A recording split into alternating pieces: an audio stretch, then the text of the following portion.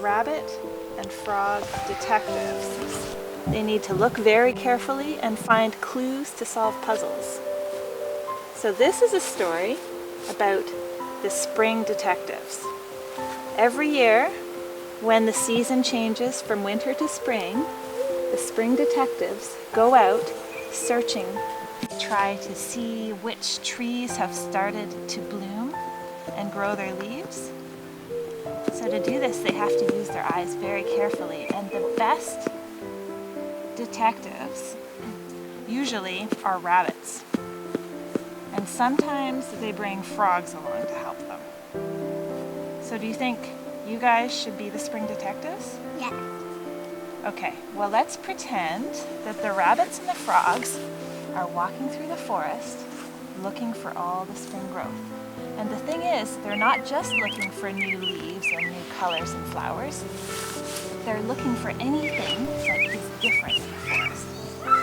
Well, with the Outdoor Forest Kindergarten, one of the main purposes is to provide space outside within the rest of the natural environment where children can really have some freedom and really follow their own curiosity and inclinations. So instead of,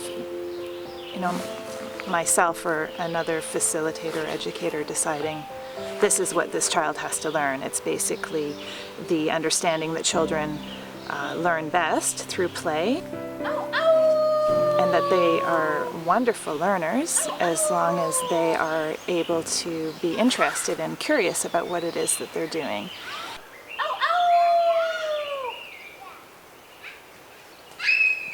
To be able to see the changes in the seasons and to be able to use all their different senses as far as hearing the birds. So the way that they learn to cooperate with one another is really wonderful to see. We need to pick, we'll pick the plant that we learned last week called wintergreen. But can you guys find any around here? No. Let's take a look. Let's see if we can see any here. See if you can. That's a wintergreen. Is that wintergreen or is that a different plant? Different. Yeah, it's a different plant. What was something you guys remember about when we pick plants in the forest? 2 or 1. Just take 1 or 2 leaves and not all of them. Yes, that's a really good thing to remember, because that way we can make sure all the plants in the forest stay healthy. I'm hot.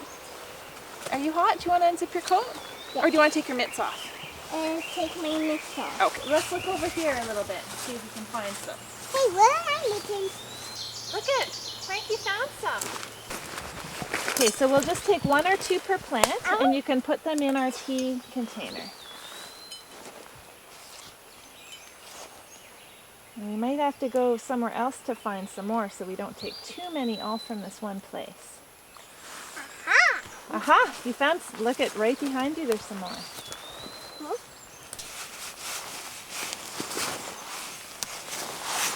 How can you guys recognize that this is the right plant?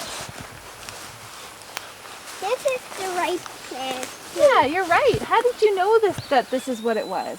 How could you tell that this was the plant? Let's have a bend in the middle. Do we need to find a different patch where there's some more? Let's Yes, see if we do. Okay, let's see if we can find some more.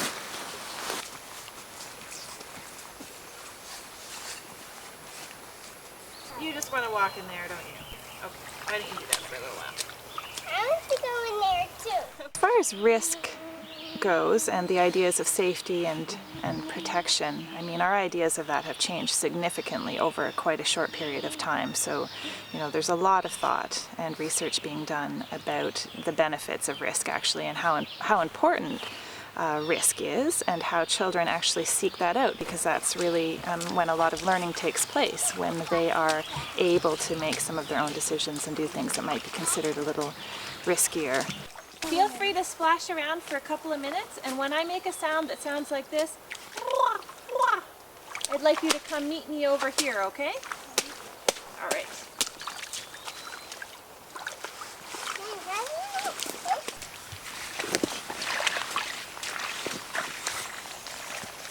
Sometimes I go like this.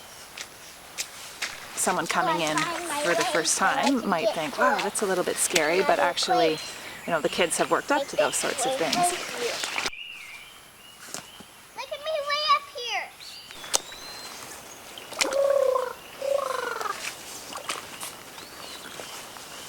Okay, you guys, we're really quiet and still. We're going to be able to hear a lot of things in here.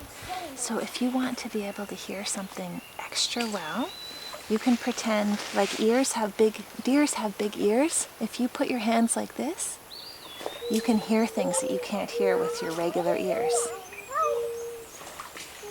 It's really neat to see how over time the group really is forming this really beautiful little community where they're looking out for each other and they're sharing things and they're helping each other. There are little disputes sometimes, but they're pretty good actually most of the time at being able to, I mean, that's an important learning too, to not have someone stepping in all the time and saying, oh, this is right, this is wrong, don't do that, don't do this, but to give the children a chance to figure out for themselves how to get along with each other. These little green needles are starting to come out.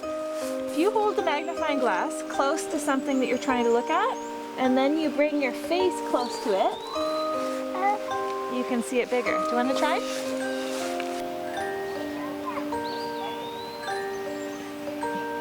Can you see some things that you couldn't see with your regular eyes?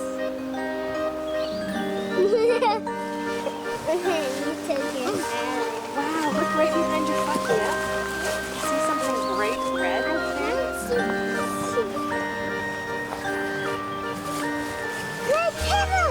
Isn't that interesting? What does it look like with your... I know what it is. You do? What? What do you think it is? Maybe mushrooms. That's a very good guess. Orange mushroom. Might it be anything else? Nah. So if you hold it there and then put your face down closer and then you can see it better. See it?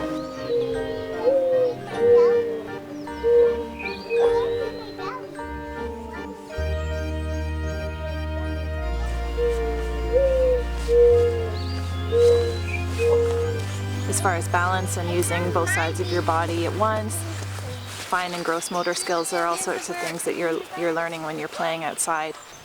And that actually is related to future academic skill. Here, look, I can see you from over here. Because play is, of course, how all baby and young animals learn everything they need to know is through play. Gave to us this food, Son who made it ripe and good. Thank you, Earth. Thank you, Sun. We won't forget what you have done. Here's a shell for you, Leah. Thank you. Here's a shell for you, Ren. Here's a It shell. has blue. Here you go, Frankie. I have blue too. And I have. this type of initiative is really, I guess, a reaction to the fact that children are getting less and less time outside, less and less freedom, more and more, time on their screens. I want some. People are worrying more and more about their safety, and yet many people, including myself, have memories of spending lots of time outside with minimal or no supervision. And that was just a way of life, forever basically, until recently. It's not the same as saying 30 or 40 years ago, go outside and play, because there aren't necessarily other kids out there to play with. So I think that's probably the reason why outdoor kindergartens and forest schools and outdoor after school programs and all those things are becoming more respected. I think a lot of parents now are really wanting similar things for their kids that they might remember growing up.